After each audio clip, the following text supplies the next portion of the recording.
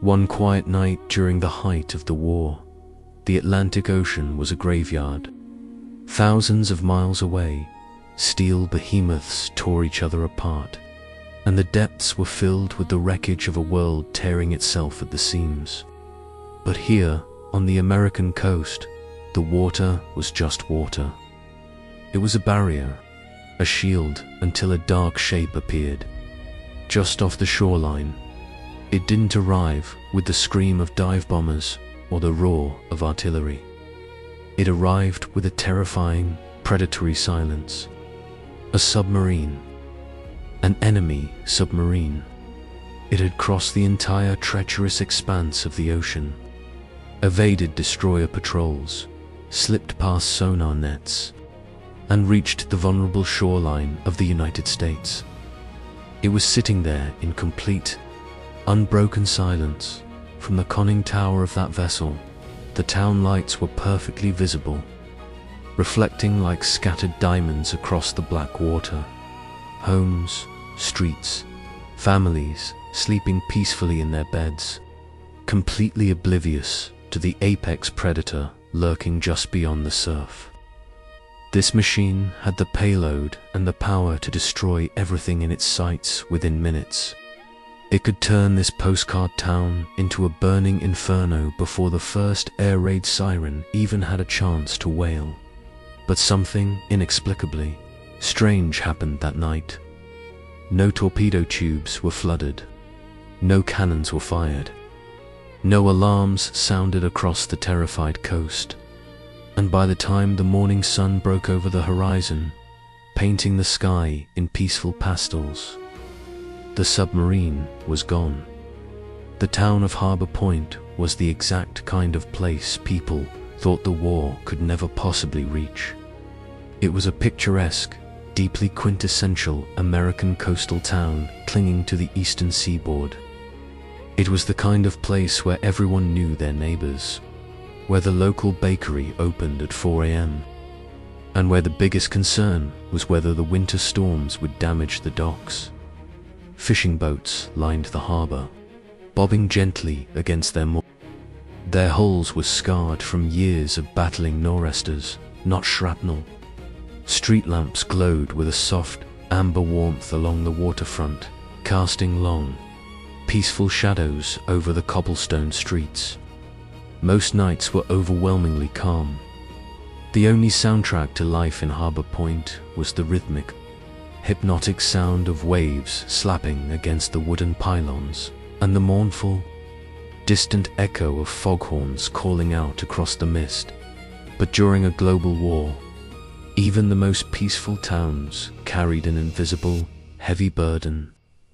There was an uneasy feeling that hung in the salty air. You couldn't see it, but you could feel it in the way people spoke in hushed tones at the diner. Everyone had heard the rumors. The newspapers tried to keep morale high, but word always travels. Enemy submarines, iron coffins, were crossing the Atlantic in packs. They were hunting. Merchant ships, oil tankers, and supply vessels had already been sent to the bottom of the ocean, taking thousands of sailors down into the freezing abyss with them. The ocean was a battlefield, and the enemy was getting bolder. Still, the war felt conceptually distant to the people of Harbor Point. It was a tragedy happening somewhere else. It was black and white footage in a newsreel before a movie. It was not here. It could never be here, in a quiet, insignificant town where the deepest water was barely enough to float a trawler. But on one bitterly cold, moonless evening, as a freezing fog began to roll in off the Atlantic, that collective blanket of security was about to be violently pulled away. Just a few miles outside the main harbor, perched precariously on a jagged outcrop of rock, stood a small coastal watch station. It wasn't a fortified bunker or a massive military installation. It was nothing fancy at all. Just a wooden tower that shuddered when the wind blew. A powerful searchlight that hadn't been turned on in months, a logbook, and a high-powered pair of naval binoculars Private Thomas Reed had drawn the short straw. He had the night shift. The tower was freezing. The kind of damp cold that seeps through a wool uniform and settles deep into your bones. Thomas had been staring out at the ocean for 5 hours. His eyes burned from the wind leaking through the gaps in the window panes. Most nights in the tower were an exercise in mind-numbing boredom. It was just endless, impenetrable black water stretching out toward an invisible horizon. Sometimes a stray piece of driftwood would look like a periscope for half a second, sending a brief jolt of adrenaline through his system, only for him to realize it was just trash caught in the tide. But shortly after midnight, when the cold was at its absolute worst and his heavy eyelids were fighting to stay open, something changed. Out of the corner of his eye, something disrupted the natural rhythm of the ocean. At first, Thomas dismissed it. He blinked hard, assuming it was a trick of the light, or a shadow cast by a particularly heavy rolling wave. Just a darker shape moving against the already dark surface of the water. But the shape didn't dissipate like a wave. It maintained its geometry. It was solid. He quickly grabbed his binoculars, the cold brass stinging his bare hands. He lifted them to his eyes, pressing his face against the cold glass of the window. He focused the lenses, adjusted the dial, squinted into the oppressive darkness, and then his heart stopped dead in his chest. A cold sweat broke out across his forehead, entirely unrelated to the freezing temperature of the room, because what he saw filling the lenses of his binoculars was unmistakable. It was a long, sleek, black steel hull. It was riding incredibly low in the water, cutting through the waves with a sinister lack of wake. It was a machine built for murder. A submarine. And it wasn't one of ours. Panic is a strange thing. Sometimes it makes you scream. Sometimes it makes you freeze completely solid. Thomas felt the air leave his lungs. He immediately scrambled for the nautical chart pinned to the wall, holding his dim flashlight between his teeth to check the depth lines. He looked at the chart, then back out the window, his mind racing to calculate distance and scale. The submarine wasn't out in the deep shipping lanes. It wasn't a speck on the horizon. It was shockingly, impossibly close. It had navigated past the outer shoals, less than 2 miles from shore. From where Thomas stood elevated in the tower, the air was just clear enough that he could actually see the faint, brutalist outline of the conning tower rising from the deck of the vessel. He could almost imagine the water cascading off its steel grates. His hands began to shake, his knuckles turning white as they tightened around the binoculars. He knew exactly what this meant. He knew the terrifying reality of what he was looking at. Enemy submarines were not scout ships. They were not designed for casual observation. They were apex predators of the sea, built for one singular, devastating purpose: to sink targets and kill silently. And the harbor sitting just a few miles behind. Thomas was an absolute goldmine. It was packed. There were fuel barges sitting heavy in the water, loaded with thousands of gallons of highly flammable diesel. There were massive fishing vessels huddled together, small transport boats tied up, side dash by dash side dot.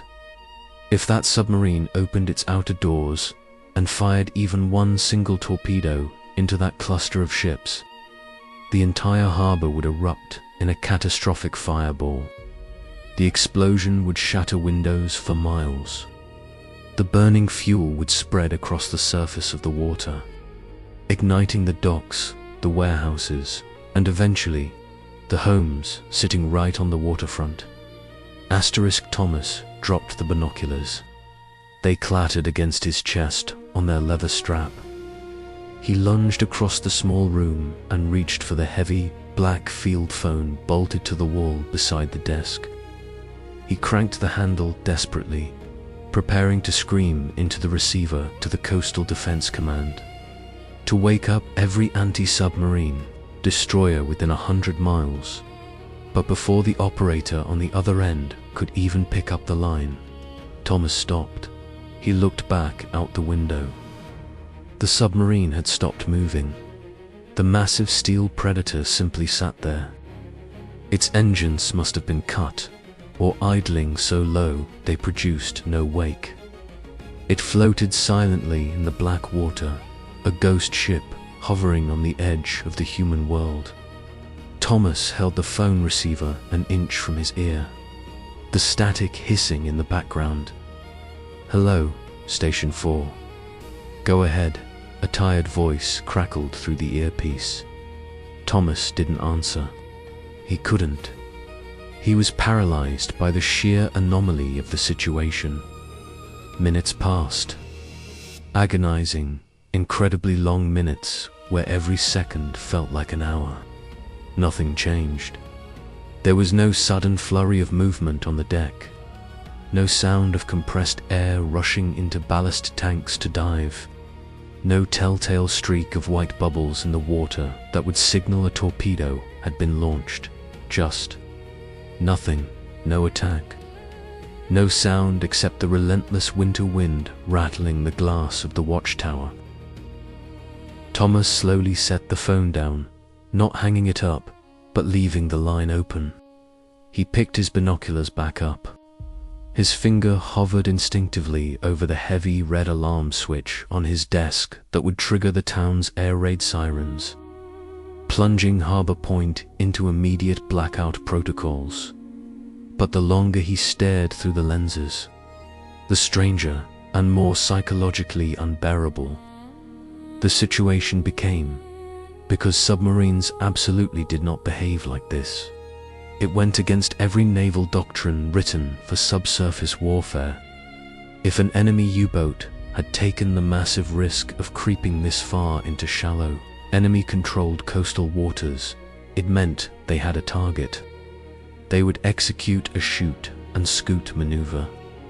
They would identify the target, align their tubes, fire their torpedoes, and immediately dive deep, using the chaos and the explosion to mask their escape back to the deep ocean before the sub-chasers could drop depth charges. They did not loiter. Loitering on the surface, silhouetted against the dark ocean, was a death sentence for a submarine. Yet this one was just sitting there. Its bow was pointed not toward the juicy targets of the harbor, but parallel to the shoreline. It was watching the coast, almost as if it were observing the sleeping town, taking in the sight of the streetlights and the undisturbed peace. It was waiting. But waiting for what? The tension in the watchtower was so thick it was suffocating. Thomas felt a bead of sweat roll down his spine. The standoff felt deeply personal, a stare-down between a lonely private in a wooden box and a machine of war loaded with high explosives. Then, breaking the absolute darkness, something deeply unusual happened. A small, intensely bright light blinked from the very top of the submarine's conning tower. Blash.A. Second of darkness. Blash. Thomas physically recoiled, leaning forward so hard his breath fogged the cold glass. He wiped it away frantically with his sleeve. He stared. It wasn't a random reflection of moonlight on wet steel. It wasn't the glow of a careless sailor smoking a cigarette on deck. The light was harsh, directed, and deliberate. It was a signal. He grabbed the binoculars again, jamming them into his eye sockets. The light flashed again. Short burst. Long burst. Short burst. Then it abruptly stopped, plunging the silhouette back into total darkness. Thomas's mind raced, trying to comprehend the sheer absurdity of what he was witnessing. Ships used signal lamps, Aldous lamps, to communicate with each other all the time to maintain radio silence. It was standard naval procedure, but an enemy submarine, sending a visible light signal toward a heavily defended, hostile landmass. That was literal suicide. It was a beacon screaming, "Here I am, shoot me." It defied every logic of stealth and survival. They weren't signaling to another ship, they were signaling toward the coast. Toward the town. Did they have spies on the shore? Was this an invasion coordination? Was it a psychological tactic to cause panic? And then, just as suddenly and as inexplicably as it had appeared, the light disappeared for good. The blackness of the night swallowed the space where the bulb had burned. Through his binoculars, Thomas saw the white foam begin to churn furiously at the stern of the vessel. The diesel engines had been kicked into gear. The long steel hull began to move again, cutting a tight banking turn. It wasn't turning toward the harbor. It was slowly, deliberately turning away from the coast. It was pointing its nose back toward the unforgiving vastness of the open ocean. Within minutes, the submarine was entirely gone. It didn't even dive. It just slipped away on the surface, its dark shape blending seamlessly into the horizon until it was completely swallowed by the ocean night. Thomas remained standing at the window in the tower for a long time after that. The phone was still off the hook, a faint voice still occasionally asking for a status report. Thomas's hands were trembling so violently he could barely hold his coffee mug. He was trying to process the sheer impossibility of what had just occurred. A lethal weapon had been held to the head of his town. The hammer was pulled back, and then the gun was simply lowered when his shift ended at dawn. Thomas finally picked up the phone and officially reported the sighting. He expected chaos. He expected the harbor to be locked down. But instead, he was met with heavy skepticism from the commanding officers at the regional base. Naval patrol boats and a few sub-chaser aircraft were dispatched to search the grid coordinates Thomas had provided. They spent the entire day dropping sonar buoys and visually scanning the swells, but they found absolutely nothing. There was no submarine, no oil slick, no radio chatter intercepted, no wreckage. There was zero physical evidence that anything had been in those waters the night before. For the officers at command, the story sounded not just unbelievable, but like the tired hallucinations of an overworked private staring at the dark for too long. An enemy submarine reaching the American coast, risking total destruction, just to flash a light and leave without firing a single shot. It was a fairy tale. It didn't make strategic sense. Thomas was quietly told to keep the story to himself to avoid causing unnecessary civilian panic over sea monsters. But the strange, terrifying events of that cold night were only the prologue. 2 days later, the skepticism of the naval command evaporated in an instant. Asterisk, a local fishing trawler. The Marianne was leaving Harbor Point at first light, heading out to the deep water fishing grounds. The captain was sipping his morning coffee at the wheel when his first mate started screaming from the bow, pointing frantically into the grey morning chop, floating just a few hundred yards offshore, bobbing heavily in the rolling waves. It was a massive, rusted, spherical object. It was covered in sinister, horn-like P-R-O-T-R-U-S-I-O-N. It was a naval contact mine. It was a completely indiscriminate, floating explosive device containing hundreds of pounds of high explosives, drifting freely in the water. Just one tap from the wooden hull of a fishing boat against one of those horns would trigger a blast large, enough to vaporize the vessel instantly. The captain threw the engine into full reverse, radioing the Coast Guard with absolute panic in his voice. When the heavily armed Coast Guard cutters arrived and began carefully sweeping the surrounding area, the true scale of the horror became apparent. They found another mine half a mile south, then another one drifting closer to the breakers, then 3 more clustered together. Within hours, sirens were wailing across Harbor Point. The port was entirely sealed off. The military took over. It became terrifyingly clear that something catastrophic was happening. This wasn't a single rogue explosive. Dozens of highly volatile floating mines were moving directly toward the coast, carried perfectly by the powerful pull of the ocean currents. They were silent, invisible killers. If even one of them slipped past the breakers and reached the inner harbor, it would drift right into the wooden pylons of the docks or nestle against the hull of a fuel barge. The entire town was sitting on a powder keg, and the fuses were floating right toward them. The regional naval command headquarters turned into a war room. Officers stared at massive nautical charts spread across tables, drawing red circles around the locations of the recovered mines. The primary questions demanded immediate answers. Where had this minefield come from? Enemy subs usually laid mines in specific, charted choke points, not randomly in the open current. And more importantly, how had they drifted so terrifyingly close to the American coast without anyone, no patrol planes, no radar stations, no passing ships noticing them until they were right on the doorstep? As the officers traced the projected drift patterns of the mines backward, based on the tide and current charts, a young intelligence officer noticed something chilling. Asterisk. The projected path of the drifting minefield perfectly intersected with a specific grid.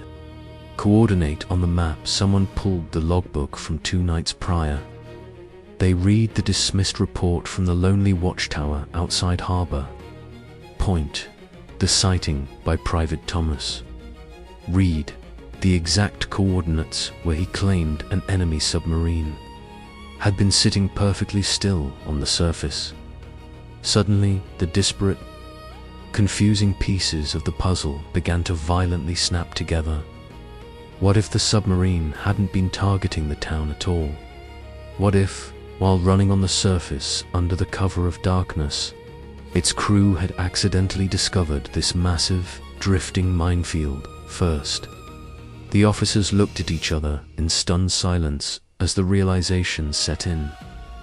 What if the light flashes that Thomas saw, the ones that made absolutely no tactical sense, weren't a signal to a spy? What if they had been a desperate warning? The full truth of that freezing night remained a mystery buried in classified files, until long after the global conflict had ended. Years later, when historians and naval intelligence began translating and unsealing the captured logbooks and diaries of the enemy submarine fleets, a profound and shocking story came to light. An enemy U-boat had indeed been operating in that exact stretch of the American coastline on that very night. Its mission had been offensive. It was hunting for merchant convoys, but according to the meticulously kept German naval documents, the submarine never launched an attack on Harbor Point. Instead, the submarine's captain had recorded a terrifying close call while navigating the dark waters. His lookouts had spotted the jagged horns of a naval mine practically scraping the side of their hull. Upon further inspection, the submarine found itself on the edge of a massive, unmapped field of mines. These were not enemy mines. They were defensive mines that had broken free from their deep-sea moorings during a massive, violent storm weeks prior. They were rogue, unpredictable, and they were slowly, inexorably drifting directly toward the populated American coast. The captain knew exactly what would happen. If those mines reached the shallow waters of the harbor towns, they would obliterate civilian ships, destroy the docks, and kill hundreds of innocent people sleeping in their beds. In the middle of the most brutal war in human history, an enemy captain made a deeply unusual, profoundly human decision. Instead of silently slipping away and letting his enemy suffer a devastating, accidental blow, he chose to warn them. He ordered his vessel to the surface, risking detection and destruction. He pointed his submarine toward the coast, and he ordered his signalman to use the Aldis lamp to flash a Morse code warning. Toward the only light he saw, the WATCHTOWER short flashes. A desperate attempt to say, "Danger. Look at the water." The exact same flashes Thomas Reed had watched through his binoculars. Utterly paralyzed by fear after sending the signal, knowing he had compromised his position and that American bombers would be scrambled within the hour, the captain ordered a hard turn, dove deep, and disappeared back into the war. The people of Harbor Point woke up the next morning, completely unaware of how close they had come to the end of their world. They never saw the steel monster lurking just beyond the breakers. They never saw the frantic flashing of the light. Most of them went to their graves, never even knowing the event had occurred. But on that freezing, quiet night, an enemy vessel of war had been sitting just offshore. It was close enough to strike, close enough to trigger a disaster that would have been written about in history books for a century. Instead, it did something no one in a theater of war ever expects. It showed mercy. It left Don, and in doing so, that anonymous captain, piloting a machine of death, may have single-handedly saved an entire town from a catastrophe. Drifting silently toward their coast, we build our monuments to the great clashes. History obsessively remembers the battles, the staggering casualty counts, the massive explosions, and the hard-fought victories. But every now and then, if you look closely enough at the margins of history, you'll realize something incredible. Sometimes, the absolute most important moment in a war, the moment that defines our shared humanity, is the one where absolutely nothing happened at all.